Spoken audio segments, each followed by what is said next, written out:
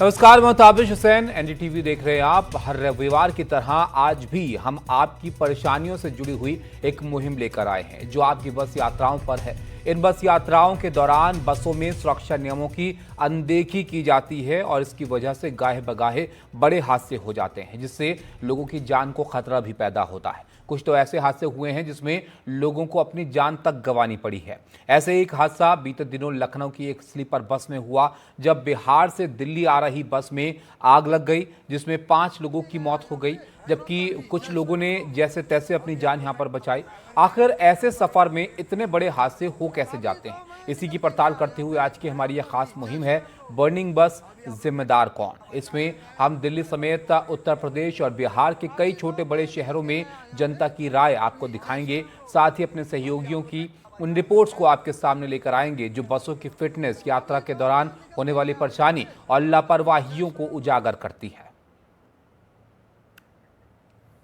आज की इस मुहिम से जुड़ा हुआ जो हमारा सवाल है, बर्निंग बस का जिम्मेदार कौन, ये महत्वपूर्ण सवाल है कि आखिर अगर ऐसे हादसे हो रहे हैं तो ये किसकी गलती है और इसके लिए किसकी जिम्मेदारी यहां पर तय होनी चाहिए। ये बहुत ज़रूरी है क्योंकि इन हादसों से लोगों की जान खतरे में आ जाती है, जैसा हाल ही में लखनऊ में हमने स्लीपर बस में हादसा देखा है। तो बसों में आग आखिर लगती क्यों है, इसकी वजहें भी जरा आप जान लीजिए, फिर आगे बढ़ेंगे और चर्चा करेंगे इस मुद्दे पर।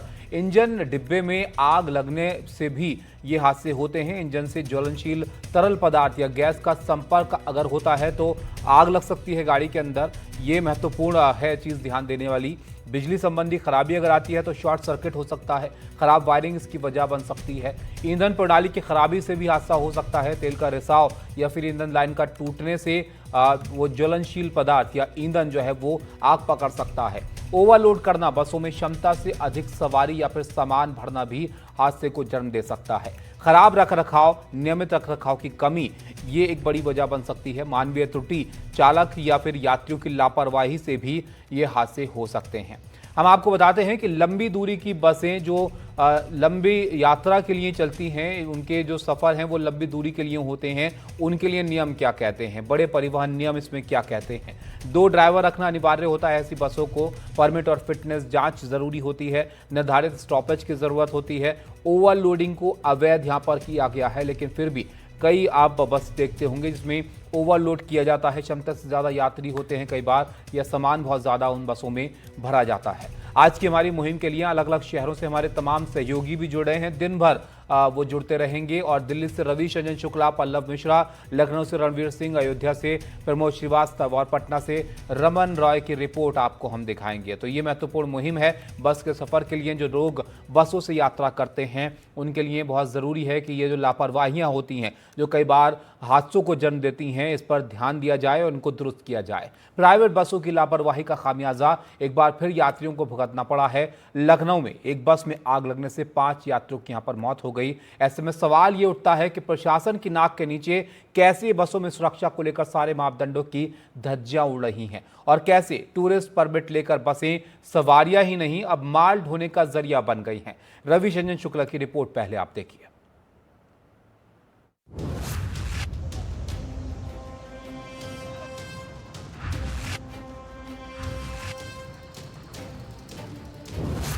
आग लखनऊ की एक प्राइवेट बस में लगी, लेकिन तपिश दिल्ली तक महसूस की जा रही है।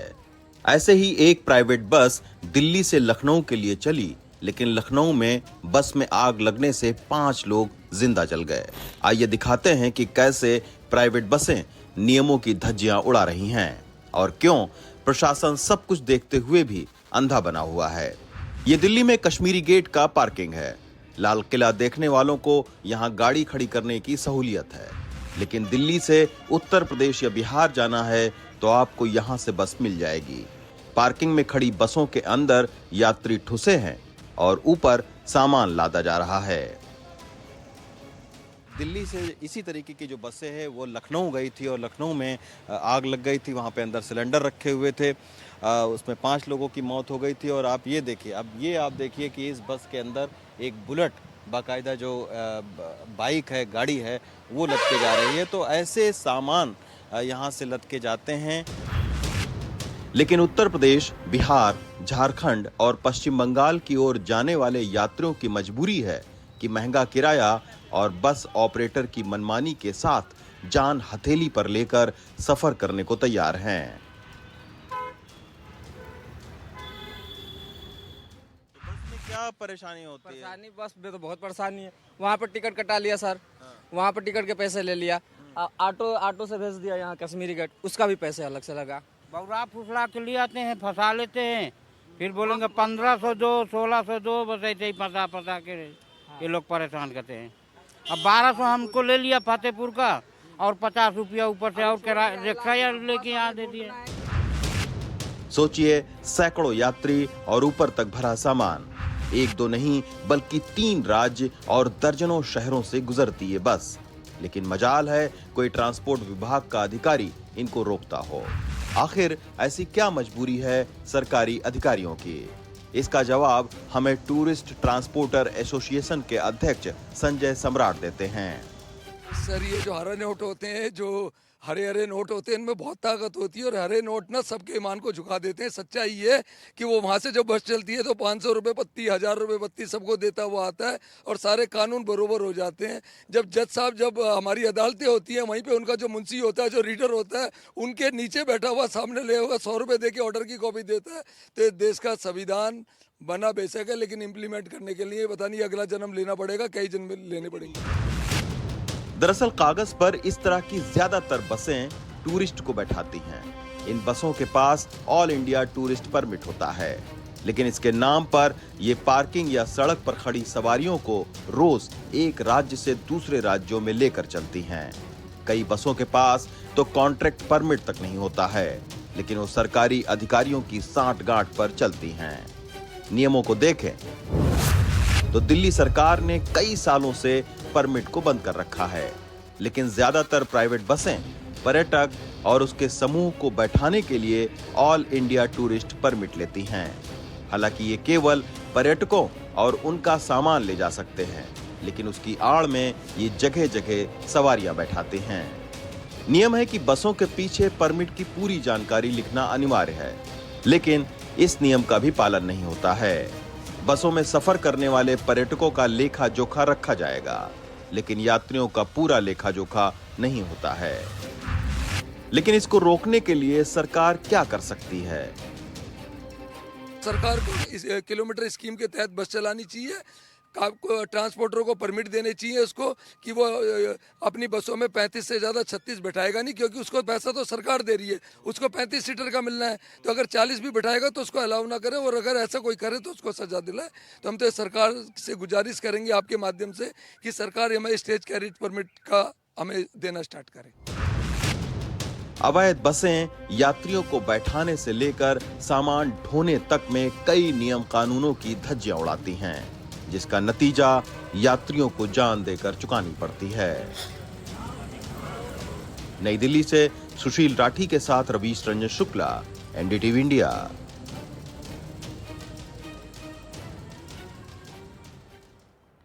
तो आपने देखा कैसे नियमों की अनदेखी यहां पर की जाती है। लखनऊ की घटना बिहार से दिल्ली जा रही बस में हुई, जिसमें 5 लोगों की मौत हो गई। इस हादसे के बाद हमारे सहयोगी ने बिहार की परिवहन मंत्री शीला कुमारी मंडल से बात की। उन्होंने हादसे पर शोक जताते हुए कहा कि बस संचालक के खिलाफ केस दर्ज किया गया है और बस का लाइसेंस भी रद्द कर दिया गया है। सुनते हैं पूरी बातचीत। कल बिहार के बेगूसराय से दिल्ली जा रही बस में आग लगती है और बिहार के 5 यात्रियों की मौत हो जाती है।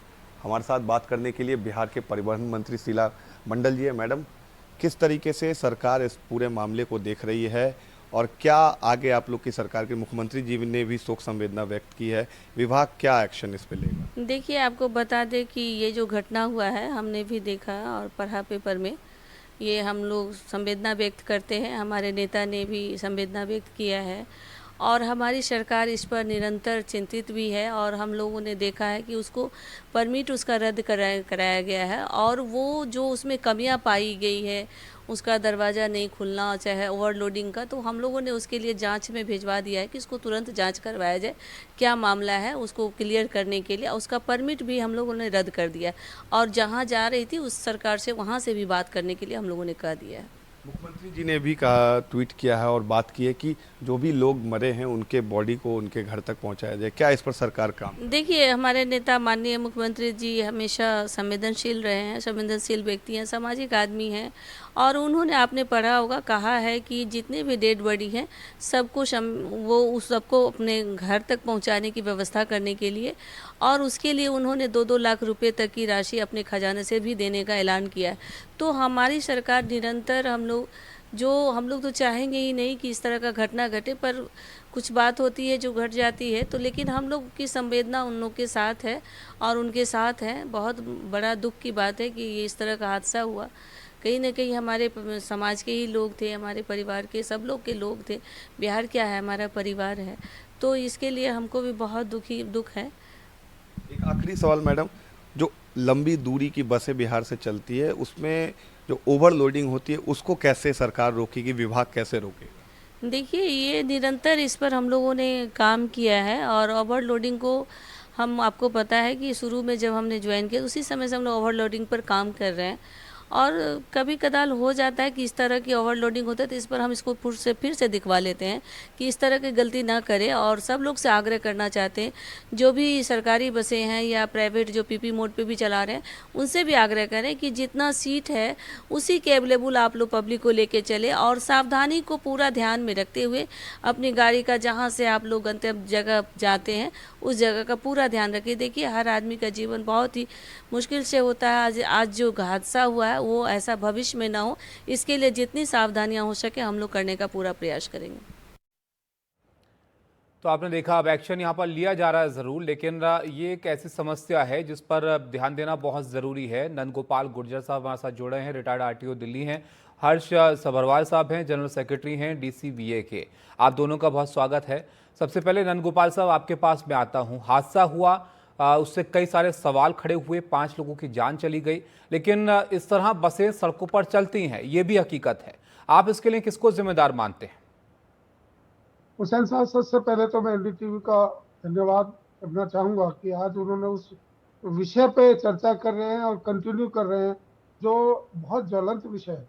इस देश में जितनी मौतें रोड एक्सीडेंट में हो रही है वो और किसी, इवन कोविड में भी उतनी डेथ लोगों के लिए हुई है। तो देश की जनता चाहती है कि सरकार इस पे कोई संवेदनशील फैसला ले। जहाँ तक इस एक्सीडेंट की बात है, बसेस की बात है, भारत सरकार ने कानून में मानक बनाए हुए कि किस बस की कितनी लेंथ होगी और कितनी उसकी कैपेसिटी हो और कितने आदमी उसमें सीट हो सकते हैं और कितने आदमियों के लिए वो उसमें सीट रखी जा सकती है। और खड़ी सवारी तो कोई अलाउड ही नहीं है। और जहां तक एग्जिट विंडो की बात है, जैसे सुनने में आया कि एग्जिट विंडो पे भी लोग सीटें बना रहे हैं, तो वो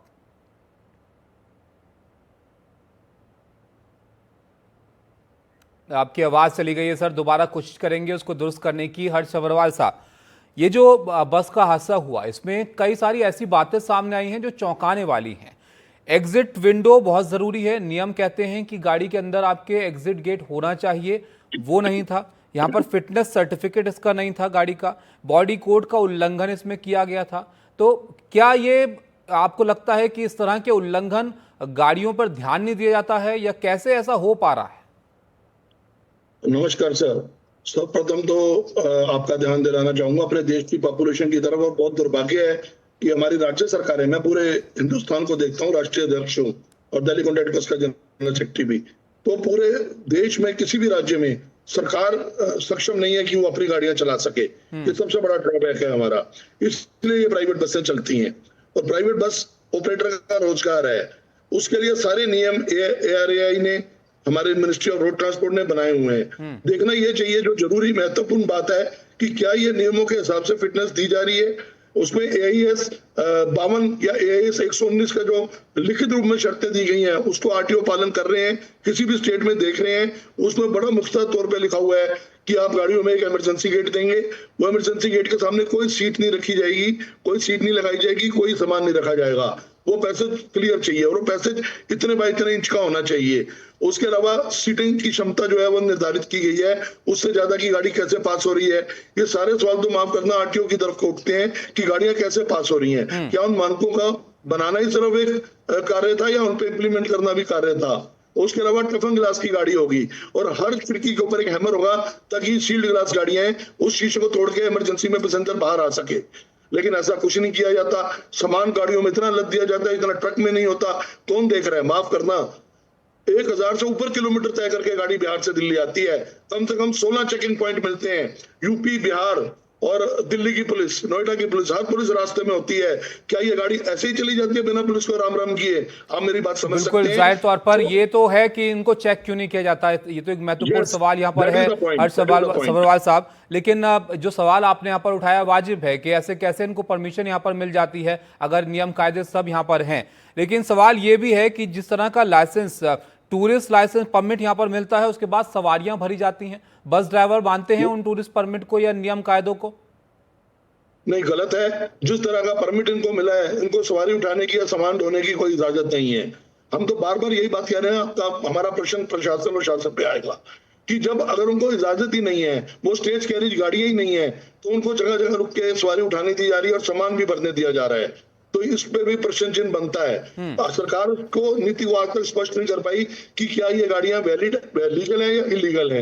इसीलिए पूरे हिंदुस्तान में हर स्टेट में चल रही हैं।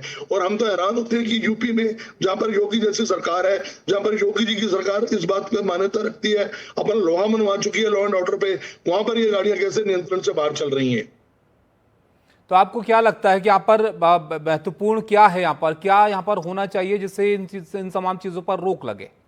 सर, जो नियम और कायदे हमारे मिनिस्ट्री ऑफ रोड ट्रांसपोर्ट और हाईवेज ने बनाए हैं, उनका सख्ती से इम्प्लीमेंट पालन होना चाहिए।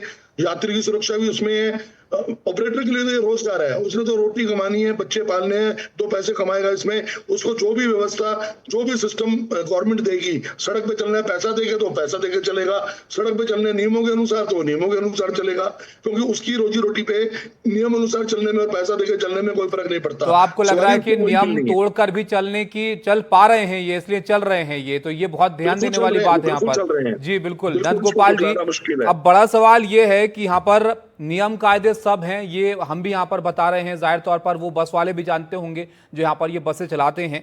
ऐसे में प्रशासन की नाक के नीचे ये तमाम जो मापदंड हैं, इसकी धज्जियां उड़ाकर ये गाड़ियां चल कैसे पा रही हैं सड़क पर? सर, ये तो शासन प्रशासन बताएगा। जी, ये नंद गोपाल जी से सवाल है सर मेरा, ये आरटीओ दिल्ली रहे हैं जी। हुसैन साहब, मैं ये कहना चाहूंगा कि सबसे बड़ी जो समस्या है, एक तो खुद ट्रांसपोर्टरों को भी सोचना चाहिए, जो परमिट उनको मिले हैं वो टूरिस्ट परमिट है। वो ये नहीं कि जगह जगह स्टैंड पे खड़े होकर सवारी इकट्ठी करें, सवारी चढ़ाएं, उनमें माल भरें। इवन आपने देखा होगा, आपके रवि जो रिपोर्टर है उन्होंने दिखाया कि मोटरसाइकिल तक गाड़ी में भरी जा रही है। लेकिन मैं बात करूंगा दिल्ली की, 1 मिनट मुझे दीजिएगा। दिल्ली में क्या है, जो आज से 30 साल पहले ट्रांसपोर्ट डिपार्टमेंट का स्टाफ था, आज उसकी संख्या घट के उसकी 25% रह गई है, लेकिन गाड़ियों की संख्या कई गुनी बढ़ गई है। तो सरकार उतने उचित मात्रा में इन्फोर्समेंट का स्टाफ, ट्रांसपोर्ट के मोटर व्हीकल इंस्पेक्टर्स, उनकी भर्ती में बड़ी ढिलाई दी जा रही है। मैं सरकार से कहूंगा कि भर्ती की जाए, और जो भी ये ट्रांसपोर्टर देश की जनता के साथ खिलवाड़ कर रहे हैं, उनके साथ सख्ती से निपटा जाए। जब सख्ती होगी, आप देख लीजिए, सभरवाल साहब खुद जानते हैं, जितने भी हमारे इंटरस्टेट स्टेट बस अड्डे हैं दिल्ली में, उन पर इन गाड़ियों के शाम के समय लाइन लगी होती है, जबकि ये बस अड्डों पे या स्टैंड पे जाके सवारी नहीं उठा सकते। दूसरी बात रही, सरकार के पास यदि उतना रेवेन्यू नहीं है, अपनी बसें नहीं चला सकते हैं, तो दिल्ली की सरकार ने एक नियम बनाया। जैसे दिल्ली में आप देख रहे हैं, क्लस्टर के अधीन बसें चला रहे हैं। दिल्ली के गवर्नमेंट उस पोजीशन में नहीं है कि अपनी दिल्ली की जनता को उतनी बसें दे, लेकिन क्लस्टर बसेस में इनको लिया जाए। इन पर नियम कानून तो हो, इनके मालिकों पे कुछ जिम्मेवारी तय तो हो। लेकिन सर एक बात बताइए नंद गोपाल जी, बस को सड़क पर चलाने के लिए परमिट की जरूरत पड़ती है, फिटनेस सर्टिफिकेट की जरूरत पड़ती है, उसके लिए नियम कायदे सब हैं जो कि हम भी यहाँ पर बता रहे हैं। तो आखिर फिटनेस सर्टिफिकेट कैसे इनको मिल जाता है, जहाँ पर आपके पास फायर डिस्टिंग्विशर नहीं है, आपके पास एग्जिट डोर नहीं है, इमरजेंसी एग्जिट डोर नहीं है, कोई उपाय आप नहीं कर रहे हैं, इतना सामान आप लादे पड़े हैं, ये कैसे इनको मिल जा रहे हैं फिटनेस सर्टिफिकेट? फिटनेस जहां तक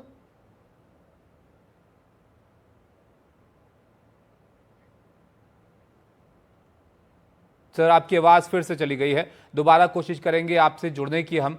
हर्ष साहब, आपसे ये सवाल मैं पूछना चाहूँगा यहाँ पर देखिए, अब एक दूसरे पर टालने से यहाँ पर हल नहीं निकलता समस्या का। अगर बसें सड़क पर चल रही हैं, हम देख पा रहे हैं, सब देख पा रहे हैं कि ओवरलोड हो रही हैं वो, और जिस तरह का डिज़ाइन उनका है, कोई रास्ता नहीं है बाहर निकलने का। अगर खुदा ना खास्ता कोई हादसा हो जाए तो ये चल कैसे पा रही हैं सड़क पर?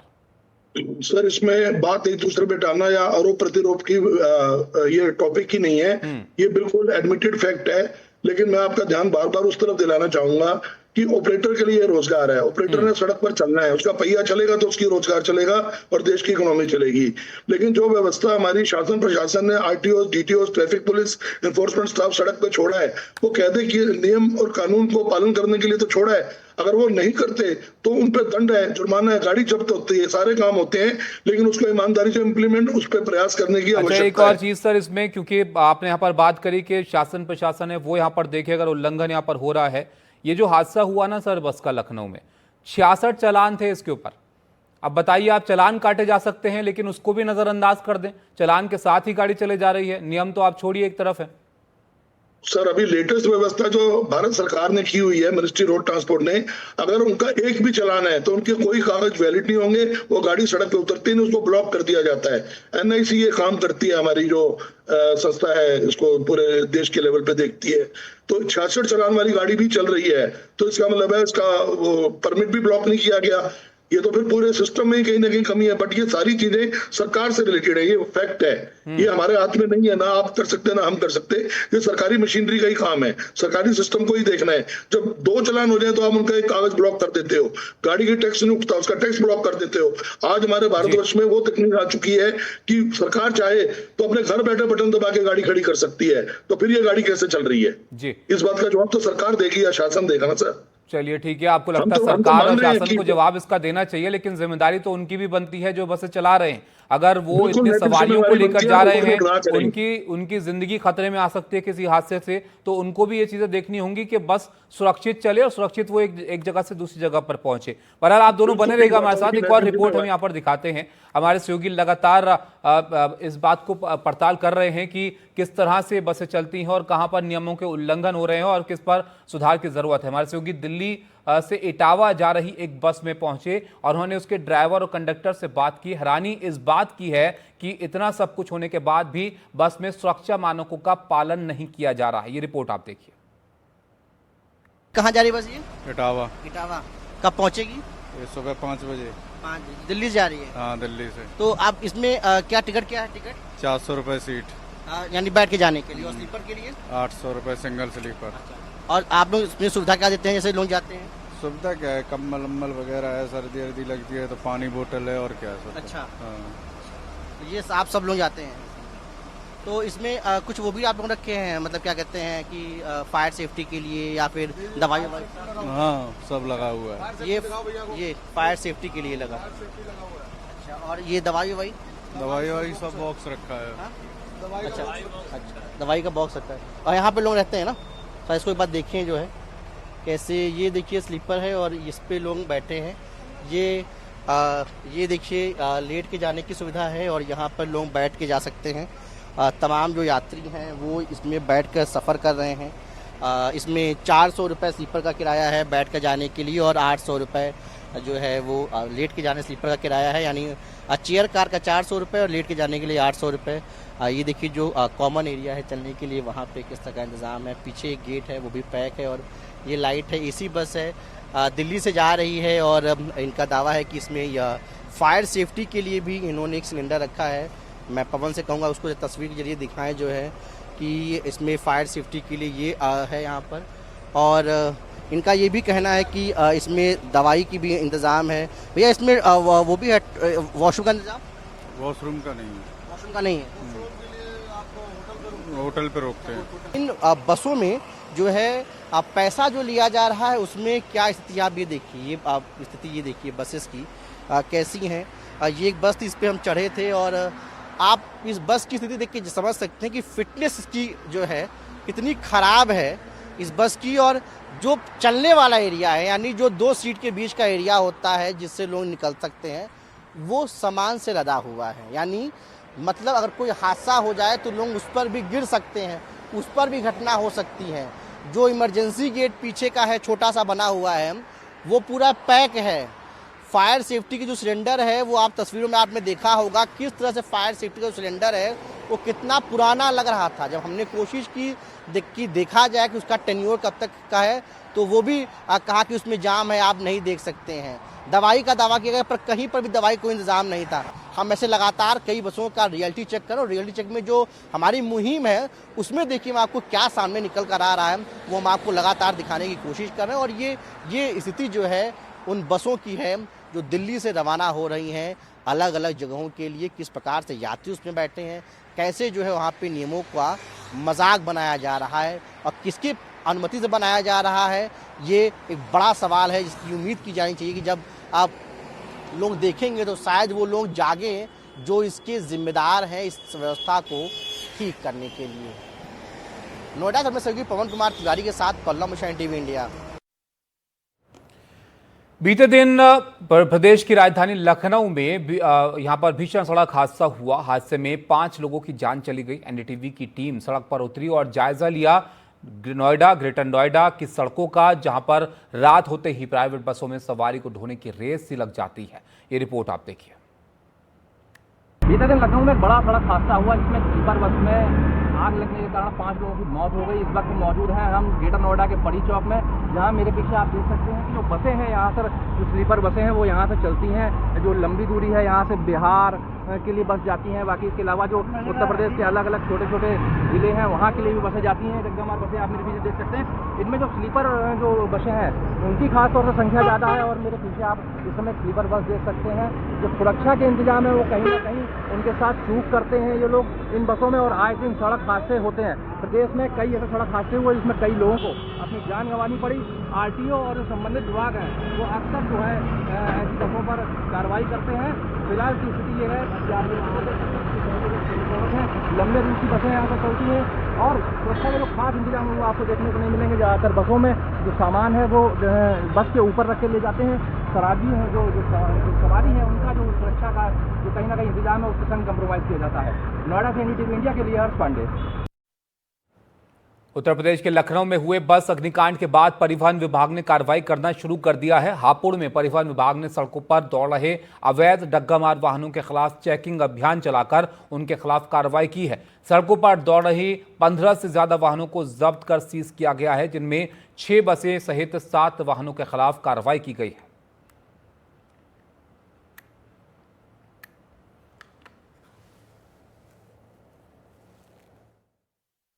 हम लगभग 3 दिन में 15 वाहनों को हमने बंद किया है, जिसमें 6 बस हैं और 7 निजी वैन हैं जो कि काम रेफरी यूज कर रही थी और हम लगातार कार्रवाई कर रहे हैं।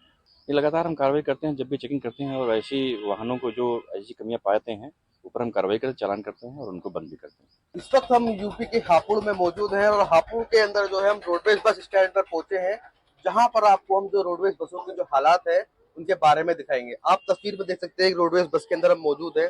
उस बस के अंदर की क्या स्थिति है और क्या नहीं, आप देख सकते हैं तस्वीरों में कि जो बस के अंदर की हालत है, जो ड्राइवर सीट होती है उसकी पूरी तरह से एक जुगाड़ कहे तो उसको जुगाड़ की तरीके से एक दुपट्टे से बांध रखेगा है। और आप ये देख सकते हैं तस्वीरों में ये आगे का हिस्सा है स्टीयरिंग का, जहां पर जो है शॉर्ट सर्किट का भी खतरा बना हुआ है, क्योंकि जितने भी जो वायर के तार हैं वो सब ऐसे खुले पड़े हैं। तो गर्मी का मौसम है और आप तस्वीरों में देख सकते हैं कि बस के अंदर की जो स्थिति है वो कितनी खस्ता हाल हो चुकी है। और ऐसे ही जो है यूपी के हापुड़ में कई बसें मिलेंगी जो खस्ता हाल है। कुछ सवारियों से बात करने की कोशिश करते हैं जो ऐसे बसों में सफर करते हैं। अच्छा, क्या नाम है आपका? रविंद्र सिंह। अच्छा, आप बस में सफर करते हैं, जैसे आपने बस की स्थिति देखी, क्या स्थिति लगती है आपको? मुझे मतलब पहले दिन चढ़ा बस में, मुझे तो हाल नाजुक दिखती है। अच्छा, आप लोग बताइए डेली सफर करते हैं बस से? नहीं। अच्छा, हफ्ते 10 दिन में। कैसी स्थिति है बस की? बस की स्थिति क्या बताएंगे, आपके सामने है। यहाँ तक कि देखिए जो ड्राइवर की खिड़की होती है उसको खोलने के लिए कुछ नहीं है। और ऐसे ही पता नहीं हापुड़ के अंदर कितनी ऐसी खस्ता बसें होंगी जो ऐसे ही रोडों पर चल रही हैं। हापुड़ से मोहम्मद अदनान, एनडीटीवी इंडिया के लिए। नंदगोपाल जी, आपने रिपोर्ट्स यहाँ पर देखी। अब जो बात इससे पहले हर्ष जी से हो रही थी, ये जरा आप बताइए कि बस पर जो 66 चालान थे, अगर किसी गाड़ी पर, कमर्शियल गाड़ी पर इतने चालान होते हैं तो उसके लिए नियम फिर क्या कहते हैं? नियम तो बिल्कुल सब्रवाल जी जैसे कह रहे थे कि गाड़ी को बिल्कुल इम्पाउंड करना चाहिए, लेकिन अभी क्योंकि पूरे देश में शायद उतना नेटवर्क एनआईसी का उतना बढ़िया नहीं है गाड़ी, क्योंकि वो बिहार रजिस्टर्ड है, तो एनआईसी का जो भी वहाँ आरटीओ से कनेक्शन है वो शायद बेटर नहीं हो पाया। यदि दिल्ली में ये चीज रही होती, दिल्ली में ये बस रजिस्टर्ड रही होती, तो शायद उससे बेहतर कार्रवाई दिल्ली में की जा सकती थी, और उसके लिए सरकार को प्रयास कर रही है। पूरा नेशनल इंफॉर्मेटिक्स सेंटर जो है भारत सरकार का, बोर्ड के साथ मिलकर वो कार्रवाई कर रहा है और बढ़ रही है, हम उस दिशा में जाएंगे। लेकिन सबसे बड़ी समस्या मैन पावर की भी है, क्योंकि यदि आपको रोड पे खड़े होके गाड़ियां चेक करनी है तो उसके लिए मैन पावर चाहिए, और मैन पावर की कम से कम दिल्ली जैसे शहर में तो बहुत बड़ी कमी है। और ये ज्यादातर गाड़ियों का कनेक्शन दिल्ली और दिल्ली के बॉर्डर्स पे है, क्योंकि बिहार से, यूपी से, ईस्टर्न यूपी से जो भी लोग हैं वो दिल्ली में आना चाह रहे हैं, लेकिन दिल्ली में आज के समय में परिवहन विभाग में स्टाफ की बहुत बड़ी कमी है, और सरकार को इसकी तरफ सोचना चाहिए और बहुत जल्दी। तो आपको लगता है कि स्टाफ की कमी इसकी वजह है? स्टाफ बढ़ जाएगा तो इन इस तरह की चीजों पर लगाम लगाई जा सकेगी? बिल्कुल लगाम लगेगी, और पहले भी ऐसा होता रहा है। जो आज परसेंटेज ऑफ गाड़ियों को इम्पाउंड जो हो रही है, उससे पहले आज गाड़ी बहुत ज्यादा बढ़ चुकी है, लेकिन 30 साल पहले हमारी इन्फोर्समेंट टीम बहुत मजबूत थी, हमारे मोटर व्हीकल इंस्पेक्टर्स के नंबर बहुत अच्छे थे, तो हम रोड पे बहुत अच्छे तरीके से काम कर रहे थे, और लोगों को भी डर था, उनको भय था कि यदि हम वायलेशन करेंगे, जैसे ये तो बहुत बड़ा वायलेशन है, आपने परमिट लिया है टूरिस्ट के लिए और आप गाड़ी सवारी आप चढ़ा रहे हैं, तो परमिट का वायलेशन है, इसमें तो सारी गाड़ी इम्पाउंड होनी चाहिए, और वो सबको दिख भी रहा है, लेकिन कार्रवाई हो नहीं पा रही है, क्योंकि कम से कम दिल्ली परिवहन विभाग में तो स्टाफ की बहुत बड़ी कमी है, और सरकार को इस पे ठीक है। आपको लगता है कि स्टाफ अगर ज्यादा हो तो अब इस पर जो है वो चेकिंग और बेहतर तरीके से हो पाएगी? लेकिन हर्ष जी आपके पास में यहाँ पर आऊंगा। आपने कहा कि सर नंद गोपाल जी आदरणीय है, उनकी इस बात से हम कहीं किसी हद तक सहमत हैं कि स्टाफ की कमी तो दिल्ली में है, परंतु ये किस्सा सिर्फ दिल्ली का नहीं है, इसमें यूपी बिहार सारा शासन प्रशासन इसमें सम्मिलित है। दूसरी बात, जो परमिट को लेके ये कमी बता रहे हैं वो किसी जमाने में थी, पर आज की डेट में जो नया परमिट आया है, transport tourist permit for buses 2023, उसमें सवारी उठाने की इजाजत दे दी गई है, उससे 3 लाख रुपए प्रति वर्ष का टैक्स लिया जा रहा है, वो गाड़ियां वैलिड चल रही हैं, उस स्थिति में इन गाड़ियों को रोक पाना सरकार के लिए भी संभव नहीं होगा। इसको थोड़ा गौर दृष्टि करें, इसको पढ़ें, नया लॉ आ चुका है, उसमें बाकायदा इसमें इनको इजाजत मिली हुई है, और ये गाड़ियां पूरा ये टैक्स देके ही चलती होंगी। लेकिन इनके जो सेफ्टी नॉर्म्स है, 3 पॉइंट सीट बेल्ट होना, फायर एक्सटेंशन होना, ओवरलोडिंग ना होना, इनका कार्गो बिल्कुल बंद होना चाहिए। ये बस है, और बस हमारे मोटर व्हीकल एक्ट में डिफाइंड है, वो सवारी ले जा सकती है, सामान नहीं। हमारे यहाँ तो इतना दुर्भाग्य है कि एक राज्य सरकार, राजस्थान सरकार ने नोटिफिकेशन निकाल दिया कि बसों में सामान भी अलाउ कर दो, पैसा ज्यादा ले लो। तो ये पैसा ज्यादा कमाने की होड़ी ऑपरेटर की और पैसा ज्यादा कमाने की होड़ी सरकार की, ये बेकसूर लोगों की जाने ले रही है। हमें इस पर बड़ी गंभीरता से विचार करना होगा। और एक बार मैं तो चाहूंगा कि रिक्वेस्ट की जाए कि दिल्ली, यूपी, बिहार के ट्रांसपोर्ट मिनिस्टर, कमिश्नर, सेक्रेटरी सब बैठ के इसको आपस में फैसला लें, और ये गाड़ियां सुचारू रूप से चल सकें, और इनको ओवरलोडिंग बंद कराई जाए। इनके जो सेफ्टी के मानक है वो पूरे ध्यान से चेक हो, और वो डे 1 से चेक होते हैं जब इनको फिटनेस दी जाती है, आरसी दी जाती है। माफ करना, जिस गाड़ी का हादसा हुआ है, जो गाड़ी अब आप क्वेश्चन में है, जिसकी आप फोटो दिखा रहे हैं बार बार, इस गाड़ी की आरसी आप चेक कीजिए, उस पर स्लीपर लिखा ही नहीं हुआ, उस पर बस लिखा हुआ है। तो कैसे आरटीओ ने उसको बस में पास करके स्लीपर में ओके कर दिया? 2 अधिकारी होते हैं, रजिस्ट्रेशन का एमएलओ अलग होता है। जिस तरीके की गाड़ी का डिजाइन है, जिस तरह का गाड़ी का डिजाइन है जो आरसी पर रजिस्टर्ड है, उसके अलावा मॉडिफिकेशन करवाई गई जो उल्लंघन है नियमों का। हाँ जी सर, गाड़ी का जो डिजाइन है वो स्लीपर का है, गाड़ी की स्लीपर बनी है, स्लीपर में ही सवारियां मरी हैं, तो उनका दुख है ध्यान होने का। लेकिन आप ये नंद गोपाल जी मेरी टेक्निकल बात को समझ रहे हैं कि आरआई या ये एमवीआई इसकी इंस्पेक्शन करता है फिजिकल गाड़ी की, और रजिस्ट्रेशन देता है एमएलओ। एमएलओ तो रजिस्ट्रेशन दे सकता है बिना गाड़ी देखे, लेकिन ये एमवीआई या आरआई कैसे गाड़ी पास कर सकता है जो बस में पास हो रही है और उसको स्लीपर में दिया रहा है? तो स्लीपर की वेरिफिकेशन होनी चाहिए थी। ये गाड़ी स्लीपर के मानक को मैच भी करती नहीं करती, ये सरकार का और आरटीओ डिपार्टमेंट का काम था, जहां भी ये रजिस्टर्ड है। जी बिल्कुल सर, लास्ट कमेंट सर आपका नंद गोपाल जी। रजिस्टर्ड कराई होगी इन्होंने, सिटी कैपेसिटी को स्लीपर बाद में भी एड ऑन कर सकते हैं, और मुझे लगता है इसी गाड़ी में यही हुआ होगा कि पहले गाड़ी ऑर्डिनरी बस के रूप में सर इन्होंने आरसी पास में तो कराई है। रेक्टिफिकेशन आएगी ना, इस गाड़ी की आरसी आरसी में में तो आप रेक्टिफिकेशन करेंगे आप ना। बता रहे हैं ना कि उसमें सीटिंग कैपेसिटी है सर, स्लीपर का तो नहीं उसमें नहीं, मेंशन स्लीपर थी नहीं सर, स्लीपर थी ये, और यूपी में फिर आपके रजिस्टर्ड थी। चलिए, तो तकनीकी बात यहां पर हो सकती है कि अब ये स्लीपर थी या फिर सिटिंग कैपेसिटी वहां पर थी, लेकिन हादसा जरूर हुआ है और यह हादसा कई सवाल यहां पर खड़े करता है। बहुत शुक्रिया आप दोनों का हमारे साथ जुड़ने के लिए, चर्चा में शामिल होने के लिए। तो ये हमारी खास मुहिम है जो लगातार जारी है, जिससे आपका सफर सुरक्षित हो सके और इस तरह के हादसे आगे इनसे बचा जा सके और जो जरूरी कदम है वो यहाँ पर उठाए जा सके। हमारी इस मुहिम में बर्निंग बस में जिम्मेदार कौन, ये महत्वपूर्ण सवाल हम यहाँ पर पूछ रहे हैं।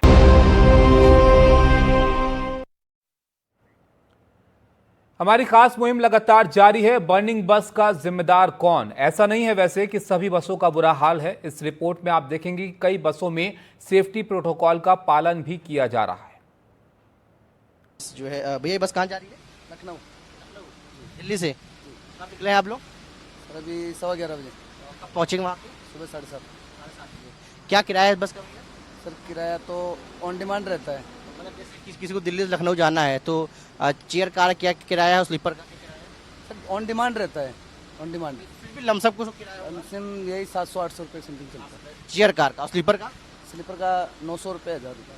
अच्छा, इसमें 900 रुपये में क्या क्या सुविधा क्या क्या देते हैं? स्लीपर है, वॉशरूम सुविधा है, स्लीपर में बेड शीट कंबल वगैरह सब देते हैं, पानी की बोतल मिलते हैं। कब पहुँचाते हैं लखनऊ? सुबह 7:30 बजे। 8 साढ़े 8 घंटा में पहुँचा देते हैं। तो देखिए ये इन्होंने बताया है कि क्या क्या ये सुविधाएं देते हैं, क्या किराया है। और देखिए ये बस है जिसमें तमाम यात्रियों को आप देख सकते हैं कि जो इसमें बैठे हुए हैं। हम थोड़ा सा दिखाने की कोशिश करते हैं कि जो स्लीपर बसेस हैं उसमें क्या क्या सुविधाएं लोगों को मिल रही हैं। कई लोग देखिए चेयर पे बैठ के जा रहे हैं, कुछ अंदर भी आपको दिखाते हैं। ये ऊपर का हिस्सा है जिसमें आप देख सकते हैं कि लोग लेटे होंगे, आराम कर रहे होंगे।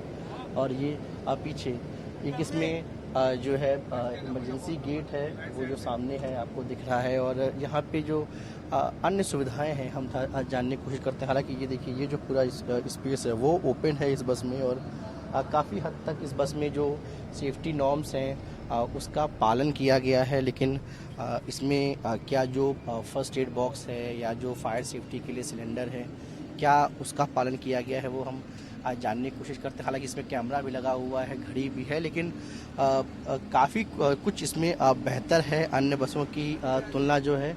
और ये फर्स्ट एड बॉक्स भी इसमें रखा है, ये भी रखा हुआ है। यानी तमाम जो पैरामीटर्स हैं उस पर ये बस जो है वो काफ़ी खरी है। और उसमें ये देखिए टॉयलेट भी यहाँ पर है। यानी तमाम जो चीज़ें हैं, जो प्रोटोकॉल्स का पालन किया जाता है वो इस बस में है। और यानी ये बस लखनऊ जा रही है, जो किराया है उसके मुताबिक जो सुविधाएं दे रहे हैं ये लोग काफ़ी बेहतर दे रहे हैं। और अब बस को देख के लगता है कि इसकी जो सफाई है, इसकी जो देख रेख है वो बेहतर तरीके से जो लोग हैं वो करते हैं। और यही वजह है कि जब हमने इसकी रियलिटी चेक की तो हमारे सामने ये तस्वीर जो है निकल कर सामने आई है। हम इस बस से थोड़ी दूर यात्रा कर रहे हैं और ये जानने की कोशिश कर रहे थे कि ये जो तमाम दावे किए जाते हैं बसों में, क्या वो सुविधाएं हैं। और तो आपने देखा होगा कि तमाम पैरामीटर्स पर ये फर्स्ट एड बॉक्स भी इसमें दिख रहा है, फायर से सिलेंडर के तौर पे भी। बस जो है भैया, बस कहाँ जा रही है? लखनऊ। दिल्ली से कब निकले हैं आप लोग? अभी 11:15 बजे। कब पहुँचेंगे वहाँ? सुबह 7:30। क्या किराया है बस का भैया? सर किराया तो ऑन डिमांड रहता है, मतलब जैसे किसी को दिल्ली से लखनऊ जाना है तो चेयर कार क्या किराया है, स्लीपर का क्या किराया है? सर ऑन डिमांड रहता है, ऑन डिमांड। फिर भी लमसम को किराया लमसम यही 700-800 रुपये समथिंग चलता है। चेयर कार का, स्लीपर का? स्लीपर का 900 रुपये, 1000 रुपये। अच्छा, इसमें 900 रुपये में क्या क्या सुविधा क्या क्या देते हैं? स्लीपर है, वॉशरूम सुविधा है, स्लीपर में बेड शीट कंबल वगैरह सब देते हैं, पानी की बोतल मिलते हैं। कब पहुँचाते हैं लखनऊ? सुबह 7:30 बजे। 8 साढ़े 8 घंटा में पहुँचा देते हैं। तो देखिए ये इन्होंने बताया है कि क्या क्या ये सुविधाएं देते हैं, क्या किराया है। और देखिए ये बस है जिसमें तमाम यात्रियों को आप देख सकते हैं कि जो इसमें बैठे हुए हैं। हम थोड़ा सा दिखाने की कोशिश करते हैं कि जो स्लीपर बसेस हैं उसमें क्या क्या सुविधाएं लोगों को मिल रही हैं। कई लोग देखिए चेयर पे बैठ के जा रहे हैं, कुछ अंदर भी आपको दिखाते हैं। ये ऊपर का हिस्सा है जिसमें आप देख सकते हैं कि लोग लेटे होंगे, आराम कर रहे होंगे। और ये पीछे एक इसमें जो है इमरजेंसी गेट है, वो जो सामने है आपको दिख रहा है। और यहाँ पे जो अन्य सुविधाएं हैं हम जानने की कोशिश करते हैं। हालांकि ये देखिए, ये जो पूरा स्पेस है वो ओपन है इस बस में, और काफ़ी हद तक इस बस में जो सेफ्टी नॉर्म्स हैं उसका पालन किया गया है। लेकिन इसमें क्या जो फर्स्ट एड बॉक्स है या जो फायर सेफ्टी के लिए सिलेंडर है, क्या उसका पालन किया गया है वो हम जानने की कोशिश करते हैं। हालांकि इसमें कैमरा भी लगा हुआ है, घड़ी भी है, लेकिन काफ़ी कुछ इसमें बेहतर है अन्य बसों की तुलना जो है। और ये फर्स्ट एड बॉक्स इसमें रखा है, ये भी रखा हुआ है, यानी तमाम जो पैरामीटर्स हैं उस पर ये बस जो है वो काफ़ी खरी है। और उसमें ये देखिए टॉयलेट भी यहाँ पर है, यानी तमाम जो चीज़ें हैं, जो प्रोटोकॉल्स का पालन किया जाता है वो इस बस में है। और यानी ये बस लखनऊ जा रही है, जो किराया है उसके मुताबिक जो सुविधाएं दे रहे हैं ये लोग काफ़ी बेहतर दे रहे हैं। और अब बस को देख के लगता है कि इसकी जो सफाई है, इसकी जो देख रेख है वो बेहतर तरीके से जो लोग हैं वो करते हैं। और यही वजह है कि जब हमने इसकी रियलिटी चेक की तो हमारे सामने ये तस्वीर जो है निकल कर सामने आई है।